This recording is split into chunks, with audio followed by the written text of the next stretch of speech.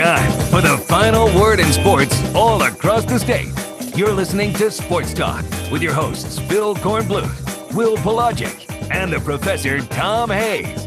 You've been waiting all day, so join the show now by calling 800-956-7266.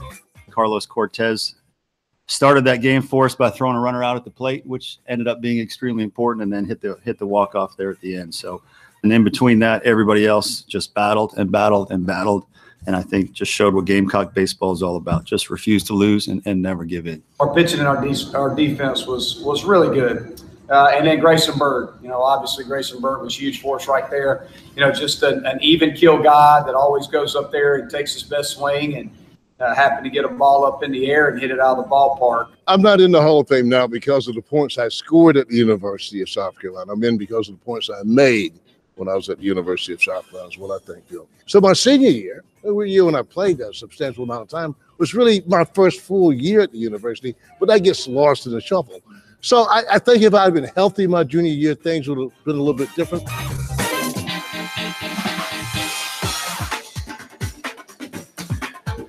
And a pleasant good evening to you and yours, and welcome into Sports Talk, South Carolina Radio Network, as we come to you from the Columbia Metropolitan Convention Center, the site of the South Carolina Athletic Hall of Fame induction class of 2018. Will Pelagic, Phil Kornblut, Professor Tom Hayes here with you, and I'm with one of the distinguished guests of honor tonight who will be receiving the Herman Helms Media Excellence Award, Phil Kornblut.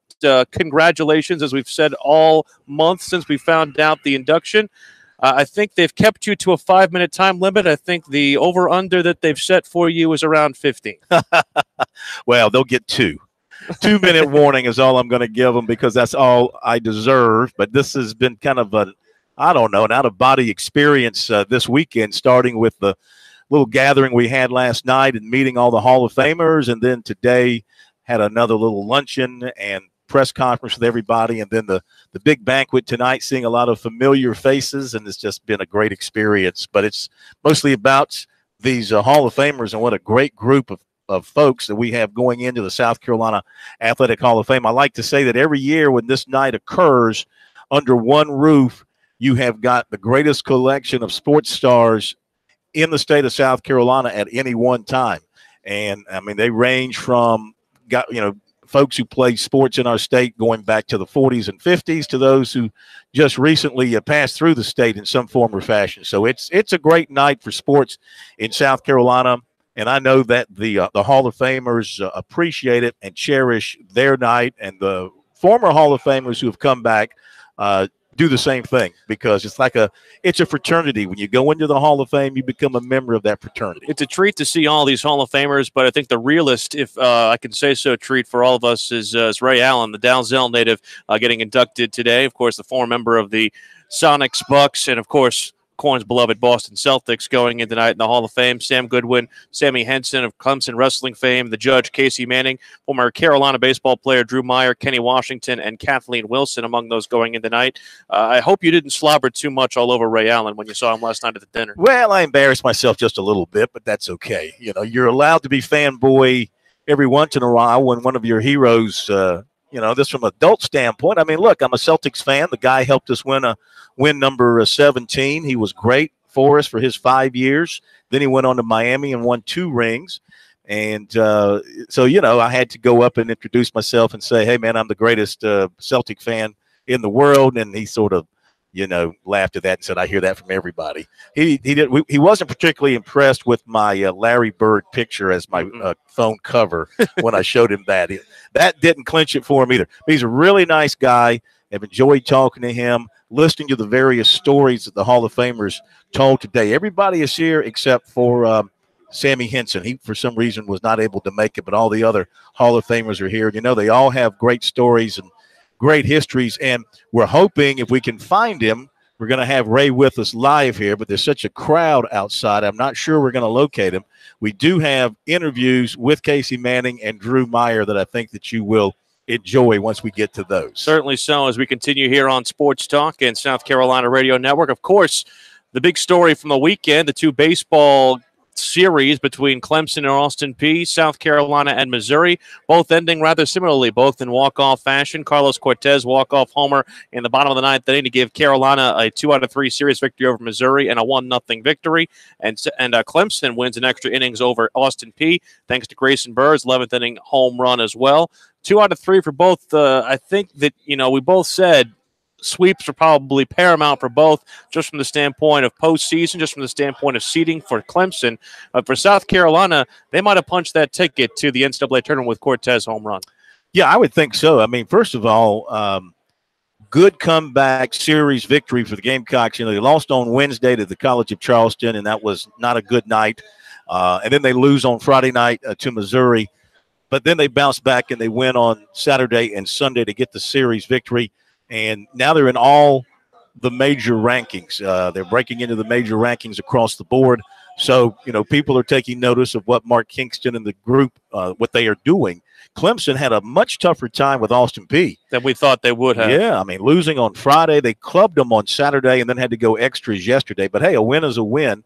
And so that doesn't hurt them from the standpoint of their positioning for the NCAA tournament. So that's looking good. Coastal had a big weekend, sweeping the series. They've clinched the number 1 seed for the Sun Belt tournament coming up in another week or so. So things are looking good for Coastal. I was talking to a lot of rumblings going on out there about what might happen. And Alan Smothers, the bad boy of sports, was visiting with us here earlier this afternoon. And he said one thing he was hearing was, Duke took 2 out of 3 from North Carolina. Mm-hmm. But Duke doesn't have the facilities to host a regional. No.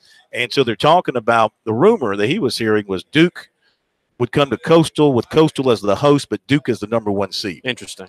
And so that's kind of a very interesting way to play that, especially because of the fact that, again, these all kind of get put in as bids based on, again, like you said, how your facility is and what you're able to accommodate. And, of course, with Springsbrook Stadium, they have a lot more of an ability to do that than they would up in Durham.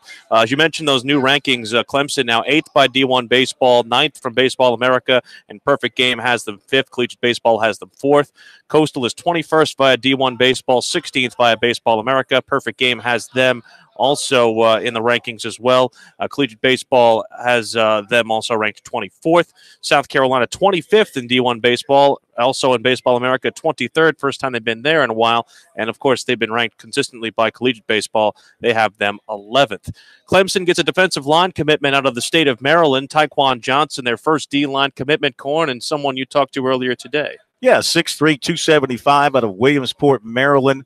He had narrowed his list to 10 schools, and from those 10 schools, he picked Clemson. He visited Clemson twice in the last 2 months, including this past Friday, and that seemed to cinch the deal for Clemson with him. He really likes Coach Bates, and, of course, he really likes Dabo Sweeney. And this is a guy that had 87 tackles, 16 for loss, and 8 sacks last year, earned all-county. He's also an offensive lineman, but Clemson likes him as a defensive lineman. He picked Clemson over offers from Penn State, Maryland, Alabama, Kentucky, North Carolina, Texas A&M, Georgia, Rutgers, Temple, and Virginia. We should also mention that Devontae Bandu, USC basketball target, ended up committing to Baylor today. I heard from some of the insiders that USC might have pulled themselves out of the race at the last minute as far as that goes, and that might give you some indication how they feel about DJ Burns and possibly what they might do with some of their other with that one other spot. Of course, you think about what happens with the forward out of Canada, Izagwu, and also, of course, the ever-questioning ability of Jalik Felton to possibly get eligible. And it probably indicates, too, maybe how they feel about their point guard situation now with TJ Moss and Trey Campbell coming in. They might feel like that gives them enough if that's the case here with this kid that they kind of cooled on him. I don't know. But what they've got left, of course, for the 2018 class room-wise right now, they have 2 spots, and certainly Burns would be one of them. We learned today that the big kid out of Canada has it down to 3, USC, UTEP, and Western Michigan. And, we'll see what happens from there. We hope to have Ray Allen coming up next, the South Carolina Athletic Hall of Fame inductee. We'll continue our broadcast here from the Columbia Metropolitan Convention Center here on Sports Talk South Carolina Radio Network.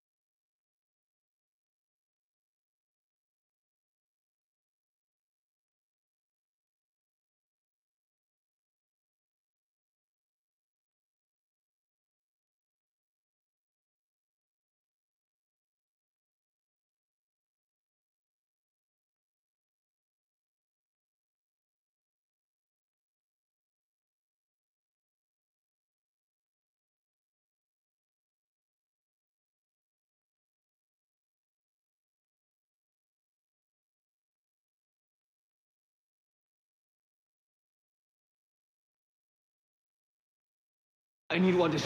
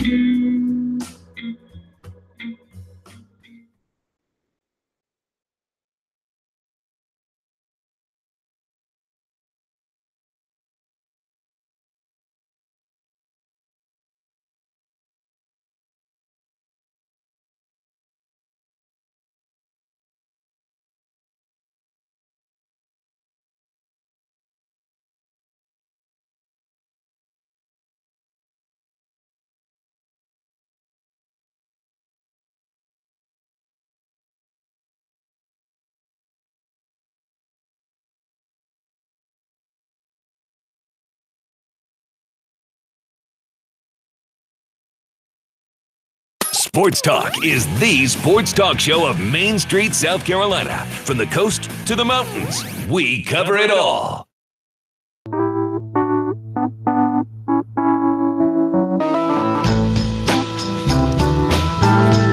Sports Talk South Carolina Radio Network as we come to you from the South Carolina Athletic Hall of Fame, and we're pleased to be joined, Corn, by somebody who I would say is probably the biggest guest of honor tonight in the Palmetto State. No question about it. The outstanding NBA star, a three-time NBA champion, graduate of Hillcrest of Dalzell High School, and went on to Connecticut and had a great career there before going to the NBA, and he's going into the Hall of Fame here tonight, and we welcome Ray Allen to Sports Talk, and congratulations to you. Thank you, Phil. Very much well-deserved. How do you feel about being here? You got a lot of family and friends here, and the recognition that you're getting from the state of South Carolina. Well, first, it was important that you said Hillcrest of Dalzell because there are two in the state. Yep. Although my Hillcrest is now middle school, but that was something we had to contend with for such a long time. But it always feels good to come back into South Carolina. There's so many great memories I have of the state. And, as I grew over the years, I just realized how much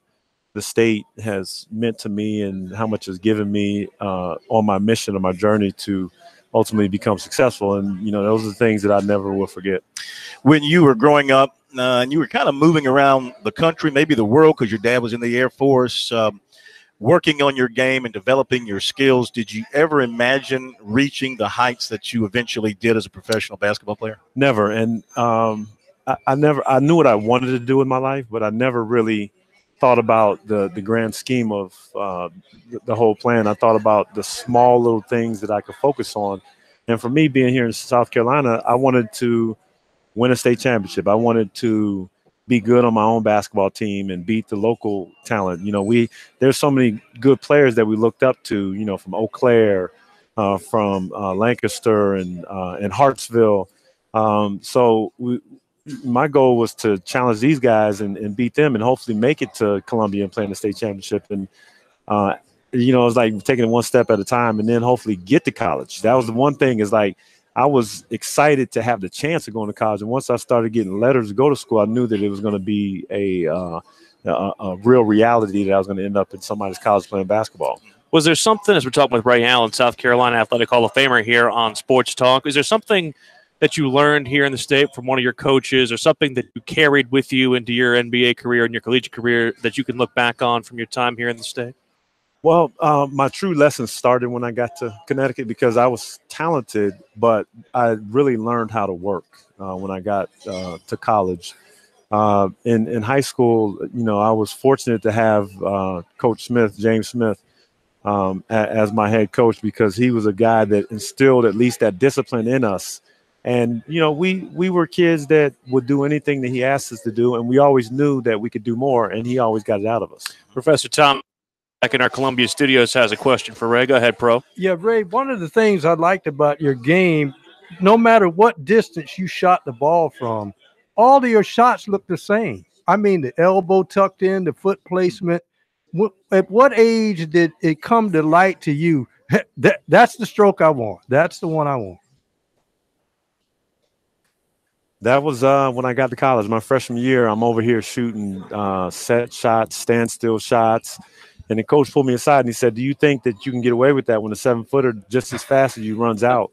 What are you going to do?" And I said, "I'm going to jump." And he says, "Well, you need to do that every single time. You need to practice that." And I started from there. And then when I got to the NBA, I realized that I didn't always jump the same height.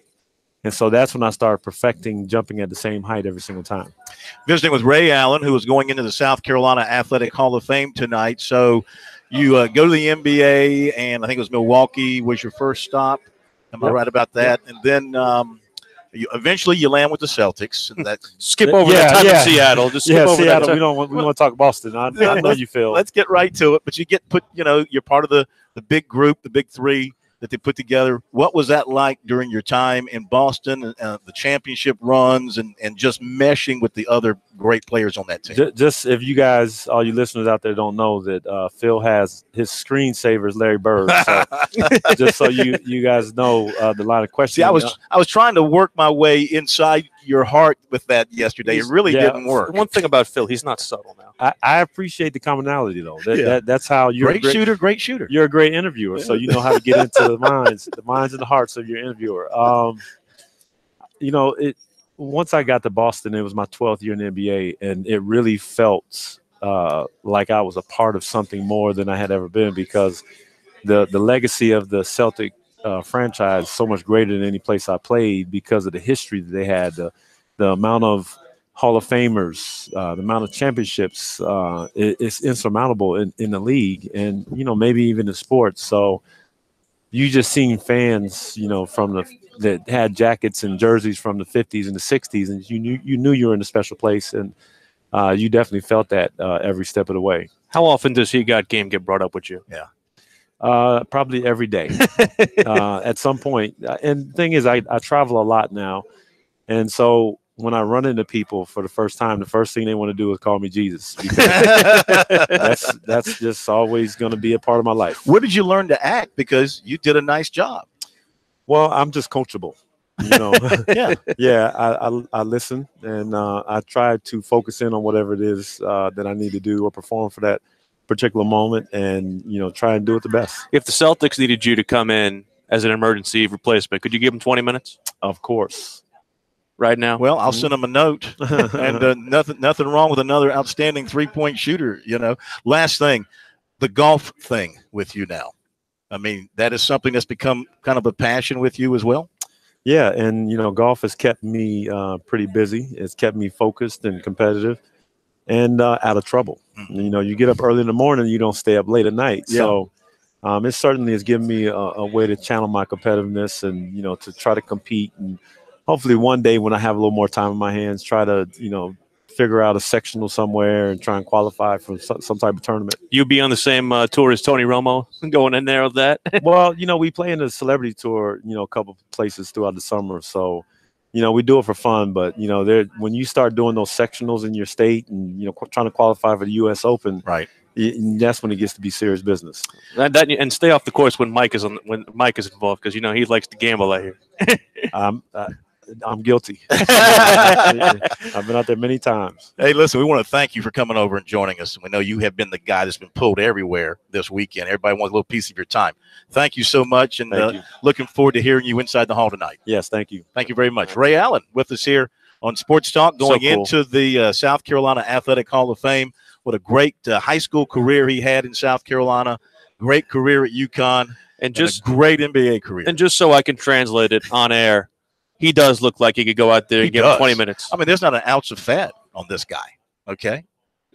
You can't say that about us. Well, I think there's a lot of us here who have a little more than an ounce of fat on us, but he is certainly in great shape. And, it's a shame that some NBA team hasn't reached out to him and said, hey, come give us 20 minutes off the bench. He can provide some scoring. It's weird. So much of what he used to do and what, I think about what Kyle Korver does for in the NBA now, and you think about just that specialization of being able to shoot the three, and so much of the game is dedicated around shooting the three. It's in my mind, like you said, it's almost weird that we haven't heard from him, but really an awesome thing, and a fantastic ambassador of the state of South Carolina. While we're talking about honors and stuff here, of course, at graduation the other day at USC, they announced plans to erect a statue of Asia Wilson. And our poll question on our website, SportsTalkSC.com, who else should USC honor with a statue? Phil Kornblut. Because they've got George Rogers, who is sitting about 20 feet from us, by the way. Mm-hmm. They have a statue of George at Williams-Brice. They're going to have a statue of Asia at the CLA. And I put down a list of names here, and, of course, I left it open for others. But right now, 32% say Ray Tanner should have a statue. 25% say Frank McGuire deserves a statue. I'm always interested in looking at the right candidates on our poll. Let's see what we got here. Let's see. Marcus Lattimore, Casey Manning. Somebody said Pam Parsons, John Roach. I think he was already on the list. Al Usher. Somebody did throw my name in there. Don't know why. So anyway, you haven't had a chance to vote. Get at it and vote. I'm going to leave you now. I voted for Michael Roth, by the way. Good move. I'm going to leave you, and we will see you tomorrow as far as I'm concerned. And we'll continue on Sports Talk, Pro and Me. We'll talk some more about the baseball weekend with South Carolina and Clemson next.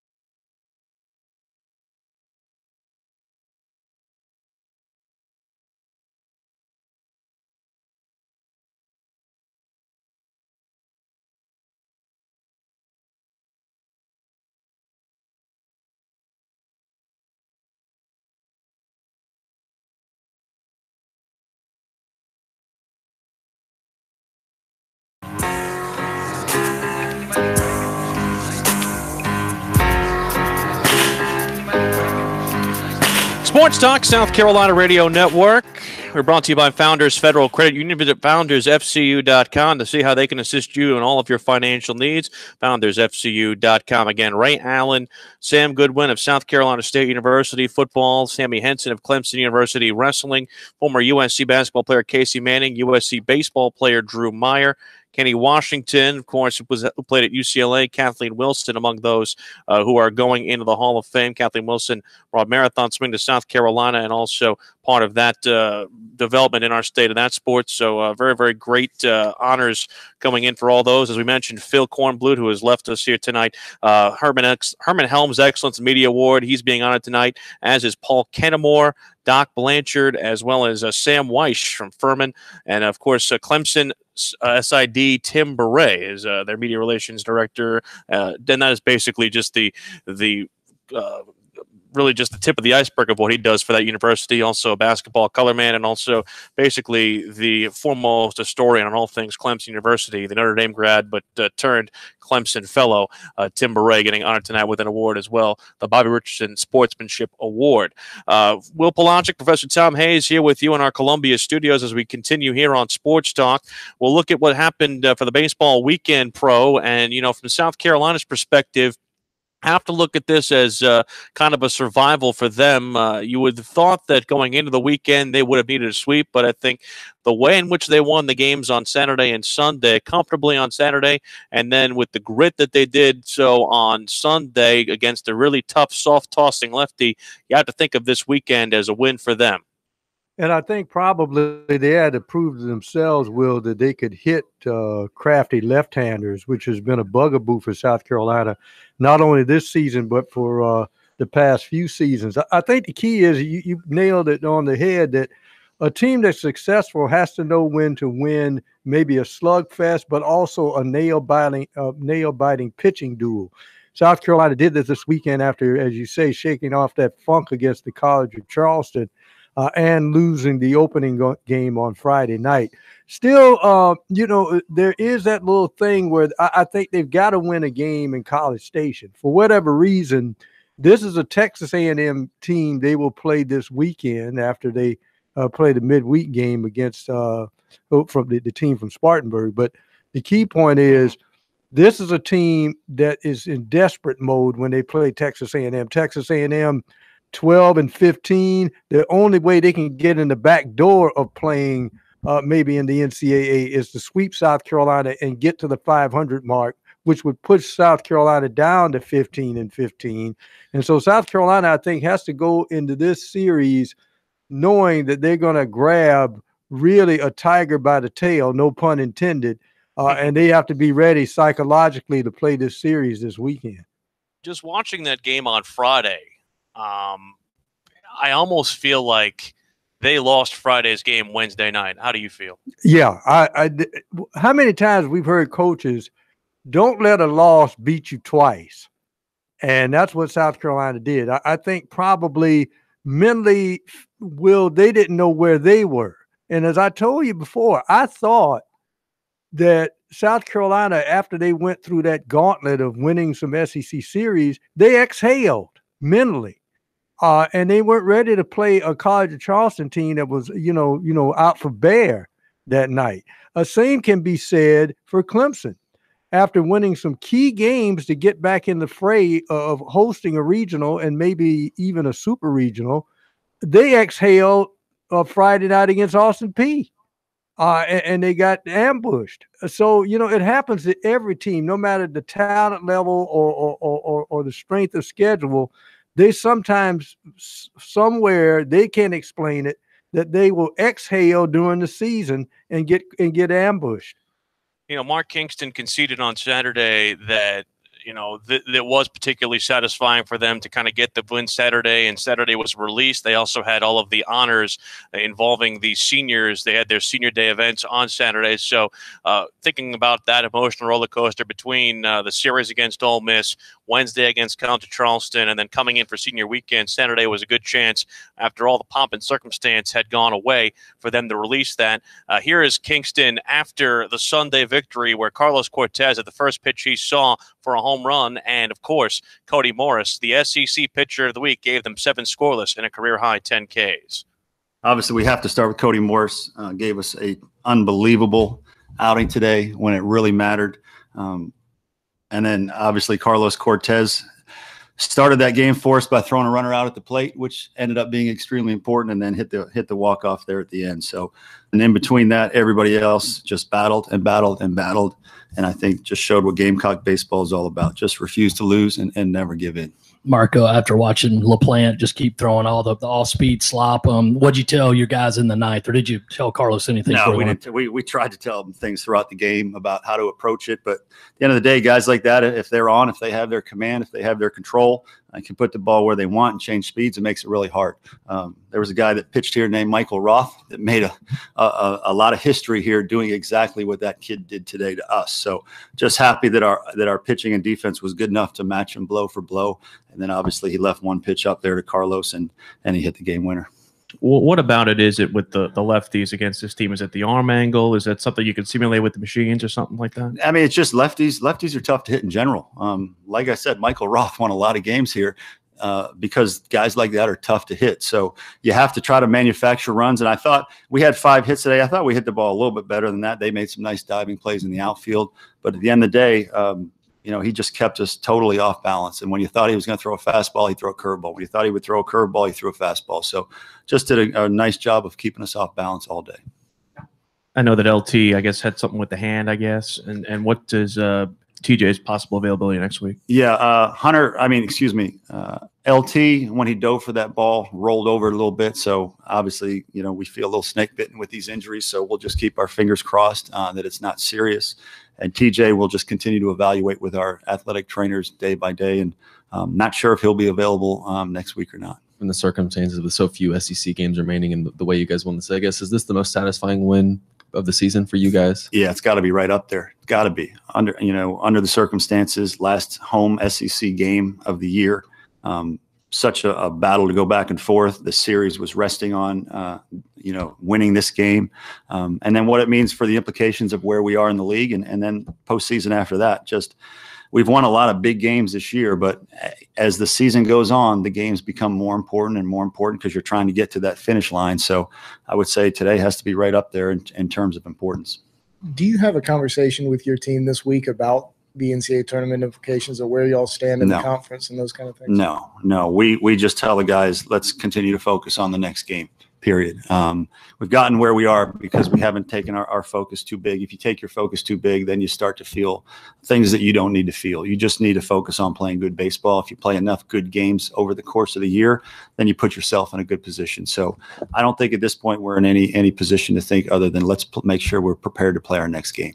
Mark, looking ahead a little bit with school out, will you guys go to A&M, then go right to Hoover? Will you come back here? How's that going to work? We have a couple options we're looking at right now.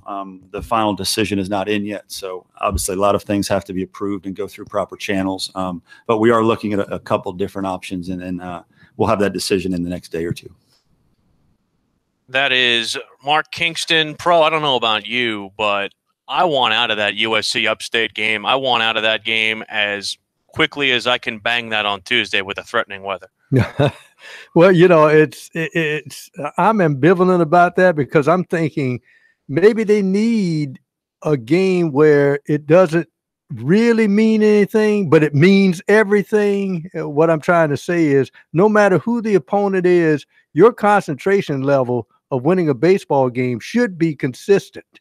And it shouldn't be a up and down situation depending on the importance of the game. I don't think this team has quite learned that yet. And maybe this is the last lesson they have to learn if they're going to take care of business against a midweek opponent.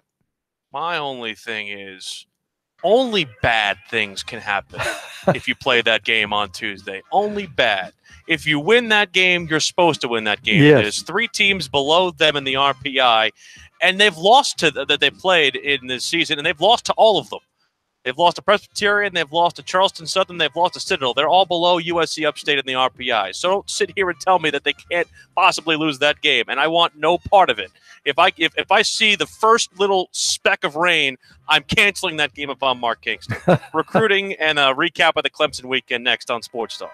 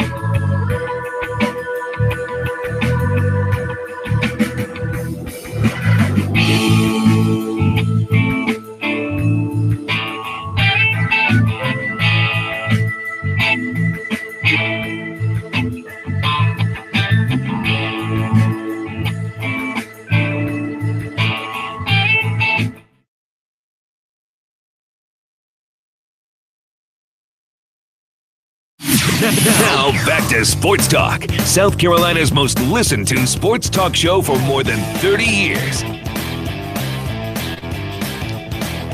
Welcome back to Sports Talk, South Carolina Radio Network, as we come to you not only from our Columbia studios on Main Street, but also at the Columbia Metropolitan Convention Center, where the South Carolina Athletic Hall of Fame dinner and cocktail party is taking place behind me in the studios there.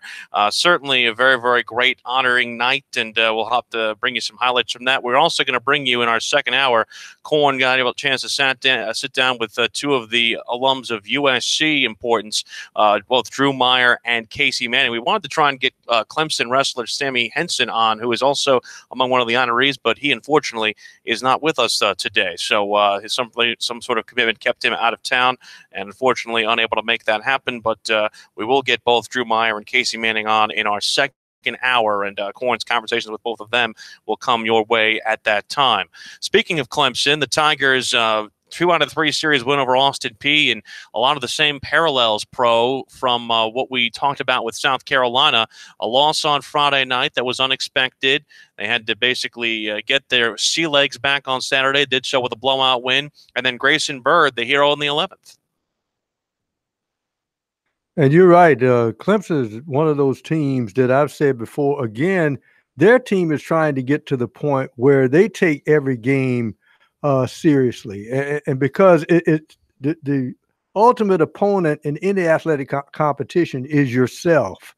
No matter what the strength of the other guy is, you want to execute the the way you want to execute. That's why you see Nick Saban just exploding on the sideline, and he's leading 50-0 because he's looking for a standard, and that's what Monty Lee is looking at for Clemson as well, a standard in which this is the way we perform no matter what the score is, no matter who the opponent is. Looking at the Clemson Tigers from the perspective of head coach Monty Lee, he said they felt fortunate to get out of Sunday with a victory and a series win. Great job by Jake Higginbotham. Our pitching staff, I felt like, did an unbelievable job. Strider was really good. Gilliam and Travis Marr, just really proud and happy for Travis Marr. He's had a tough couple weeks here where, just things have not went well for him. He's been outstanding for us out of the pen. But the last couple of weeks have been tough on him. And, he keeps working, he keeps competing, and got an opportunity when he was basically our last right-hander that we had available out of the bullpen today, and he pitched extremely well. So our pitching and our defense was really good. And then Grayson Bird, obviously Grayson Bird was huge for us right there. Just an even kill guy that always goes up there and takes his best swing, and happened to get a ball up in the air and hit it out of the ballpark. But overall, we scored on some free passes. We didn't really swing the bat very well at all today, which is a testament to their pitching staff. I thought their starter did a really nice job of keeping the ball out of the middle of the plate. Our approaches weren't the best today. Hit a lot of ground balls to the pull side of the field. Just needed to do a better job of staying in the middle of the field. And, obviously there at the end, had 2 chances with the winning run sitting at third base, and we got to get the runners in. That's the bottom line. I mean, we're in a position to win the game right then and there, and we got to find a way to score runs. So I mean, it's frustrating, but on the other side, we did a good job of remaining cool and calm and collected, and understanding that we had the last at bat. And that's the one thing that we kept trying to preach to the guys was maintain your composure. We're all getting frustrated here, but we get the last at bat. As long as our bullpen and our defense can keep us in the game, we're going to give ourselves a chance to win it, and we did that. And it's just, again, great job by our bullpen, and getting the last at bat and finding a way to win another one. So, we talked about this with A&M. Obviously in South Carolina might need one more victory to cosmetically show the NCAA tournament committee that they are for real and belong in the tournament. Clemson firmly in the tournament, and right now playing for seeding, not just in the NCAA tournament, but in the ACC tournament to come next week in Durham. They are currently in a virtual tie at first place with North Carolina. North Carolina has last place in the ACC Coastal Virginia Tech this week, while Clemson has to go on the road to Pittsburgh, which sits at 11-16. Neither opponent is fierce, but as we know, there will be motivation at the bottom to make sure that both Clemson and North Carolina get their all this weekend. Yeah, there's no doubt about it. And I think North Carolina is really seeding of dropping 2 out of 3 to their rival, Duke. Duke is one of those up-and-coming programs in baseball. It looks like a lot of their programs outside of basketball are really building. And so I know North Carolina is going to be ready. Psychologically, from Clemson's standpoint, you were talking about South Carolina's game on Tuesday night. This is difficult. Pittsburgh has been floundering, and we don't know what type of weather Clemson is going to be playing in up in Pittsburgh. So that's going to be a difficult chore as well. So I think psychologically this will be a tough one for Clemson to get a hurdle over, but they need to sweep this one. And then that would leave no doubt of where they are in the pecking order as far as the top 8 national seeds are. And there really is no advantage to being 1 or 2 other than the fact that it just depends on where you are in the pool. It's not like the SEC where you have the opportunity to get a double bye like South Carolina would if they finished in the top 4. Phil's recruiting report. Again, Phil is about to give a speech right now over at the South Carolina Athletic Hall of Fame. So we will give his recruiting report via surrogate today. Of course, we talked about it earlier very briefly in the program. Defensive lineman Tyquan Johnson of Williamsport, Maryland, committed to the Tigers early today, a 2019 football commitment, the first defensive lineman in the class. He picks Clemson over Penn State, Maryland, Bama, and others. He visited Clemson twice in the last 2 months, including last Friday. That gives the Tigers 6 pledges on defense, 5 on offense, and 1 specialist.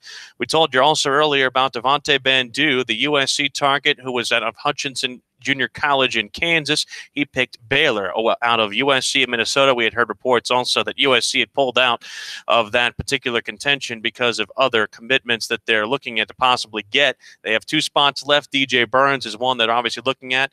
Keosi Ezagwu has listed a final 3 involving USC, Western Michigan, as well as one other school in the mix there, and that is UTEP. Keosi Ezagwu is 6'10", out of GTA Prep in Ontario, Canada. He could be somebody who gets one of the final 2 spots on South Carolina's basketball recruiting trail. Today, USC offered quarterback Dwan Mathis of Belleville, Michigan. He's a Michigan State commitment, a 2019 kid, same class as Ryan Helinski. Other offers include Ohio State, Oregon, and Kentucky. Spring Valley defensive back Jalen Geiger committed to Kentucky today. USC in the top 10 with wide receiver Zion Puckett of Griffin, Georgia. Bama, Auburn, Duke, Miami, Notre Dame among the others in that as well. Clemson also in the top 10 with Makia Tongue, linebacker out of Baton Rouge, Louisiana. Bama, Florida, Texas, Tennessee, Georgia among those listed there. Clemson also is looking at offensive lineman Jake Hornibrook, same high school, Malvern, Pennsylvania, as Keith McGuire. Well, he was offered by Wisconsin. If you know that name, Hornibrook, you know his brother Alex Hornibrook is the quarterback of Wisconsin. So now the Badgers are taking notice of younger brother Jake. 2020 defensive lineman Amari Thomas of Memphis, offered by Clemson. 2020 linebacker of Clemson, also of Carrollton, Georgia, Kevin Swint, offered by Clemson as well. Other offers include USC and Ohio State. Clemson also offered 2021 linebacker Chaz Chambliss of Carrollton, Georgia. First Baptist running back Mikael Dukes plans to focus on football only in college. Dorman wide receiver Jacoby Pinckney, offered by Alabama. Robert Braswell of Blythewood, 6'9" basketball player, committed today to Syracuse. And Lower Richland's Christian Brown, 6'7", announced his final 7 schools, USC and Clemson, both in the mix, along with Florida, UNLV, Georgia, NC State, and Seton Hall. He has planned to visit visits to UNLV and Florida for June. USC and Clemson apparently will still come along the way. That's recruiting. Follow it on our website, SportsTalkSC.com. On Twitter, use the hashtag STRecruiting, and also listen for our recruiting reports on our morning sports on many of these same South Carolina Radio Network affiliates. Hour 1 in the books, still plenty to come, including Corn's chats with both former USC baseball player Drew Meyer and former USC basketball player Casey Manning, both being honored today by the South Carolina Athletic Hall of Fame, inducted into their Hall of Fame. But when we come back, a landmark decision by the United States Supreme Court and how it might affect you in the Palmetto State if you like to wager on sports. That comes your way to lead off hour 2 on Sports Talk, South Carolina Radio Network.